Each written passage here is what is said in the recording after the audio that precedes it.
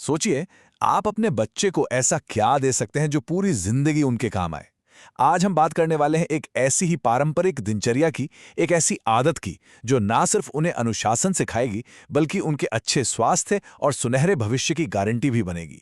तो चलिए मिलकर समझते हैं इसे। तो क्या सच में आपके बच्चे का भविष्य उसकी सुबह की आदतों में छिपा है? सुनने में थोड़ा अजीब लगता है ना? पर जरा सोचिए, हमारे पूरे दिन की नींव सुबह ही तो रखी जाती है, और बच्चों के लिए तो ये और भी जरूरी है। ये सिर्फ सुबह उठने बैठने की आदतें नहीं हैं, ये उनके आने वाले कल की, उनके सफल भविष्य की पहली सीढ़ी है। तो चलिए बात करते हैं सुबह की एक सही शुरुआत की। आखिर वो कौन सी बातें हैं जो एक बच्चे के दिन को और भविष्य को एक सही दिशा दे सकती हैं? सब कुछ शुरू होता है जागने के ठीक बाद के कुछ पलों से। चलिए देखते हैं वो कौन से सुनहरे नियम हैं। देखिए, सबसे पहली और सबसे जरूरी चीज है समय। रात को 10 बजे सो जाना और सुबह ठीक 5 बजे उठ जाना। अब आप कहेंगे कि ये तो बस 7 घंटे की नींद हुई। नहीं, ये सिर्फ नींद नहीं है, ये असल में अपने शरीर को कुदरत की घड़ी से जोड़ने जैसा है। इसका नतीजा, आपका बच्चा हर सुबह एकदम ताजगी और एनर्जी के साथ उठेगा। ठीक है, तो बच्चा उठ गया। अब क्या? अब आते हैं सुबह के वो पहले 4 कदम जो बहुत ही सरल हैं लेकिन असर में बहुत शक्तिशाली।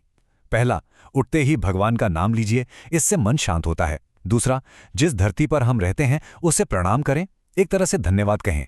तीसरा, घर में जो भी बड़े बुजुर्ग हैं उनके पैर छूकर आशीर्वाद लें, यह विनम्रता सिखाता है। और चौथा, बासी मुंह पानी पिएं, यह शरीर को अंदर से जगाने का काम करता है। हाँ, तो ये जो बासी मुंह पानी पीने की बात है ना, इसके पीछे बहुत गहरा विज्ञान है। इसके फायदे कमाल के हैं। एक तो ये पेट से जुड़ी बीमारियों को दूर रखता है, और दूसरा ये बच्चों में एक तरह का आत्मनियंत्रण, एक अनुशासन पैदा करता है ना? छोटी सी आदत, लेकिन फायदे कितने बड़े हैं। अच्छा, पानी पी लिया, इसके बाद क्या? इसके बाद बस थोड़ी देर टहलना है, फिर शौच और स्नान। बस हो गई शरीर की सुबह की शुद्धि। ये छोटी छोटी क्रियाएं ही बच्चे को पूरे दिन के लिए तैयार कर देती हैं। तो शरीर तो शुद्ध हो गया, अब बारी है उसमें ऊर्जा भरने की और मन को एकाग्र करने की। जी हाँ, अब हम बात करेंगे शरीर और मन के व्यायाम की। और घबराइए नहीं, इसके लिए घंटों का समय नहीं निकालना है। आपको चाहिए सिर्फ 30 मिनट। सोचिए, दिन का बस आधा घंटा, यह आपके बच्चे के शारीरिक और मानसिक स्वास्थ्य के लिए एक बहुत बड़ा इन्वेस्टमेंट है।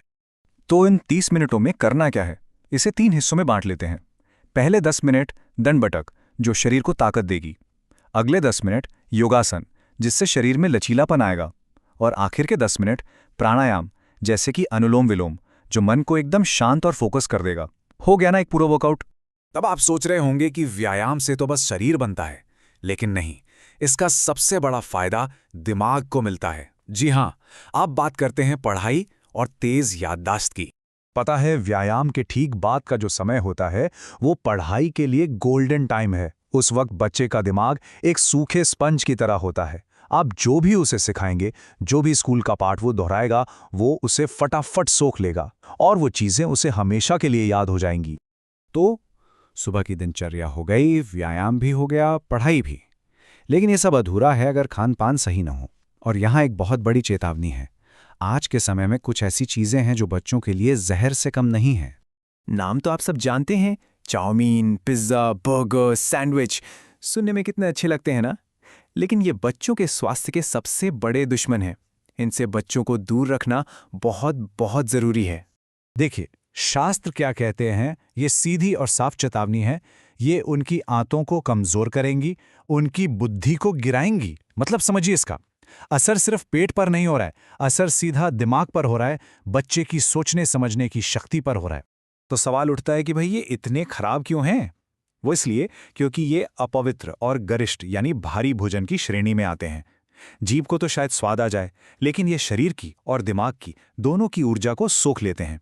नतीजा, बच्चा सुस्त और कमजोर महसूस करता है। तो आखिर में सवाल सिर्फ एक ही बचता है, क्या हमें आज की छोटी छोटी आदतें चुननी है या फिर अपने बच्चों के लिए कल का एक बेहतरीन स्वास्थ्य?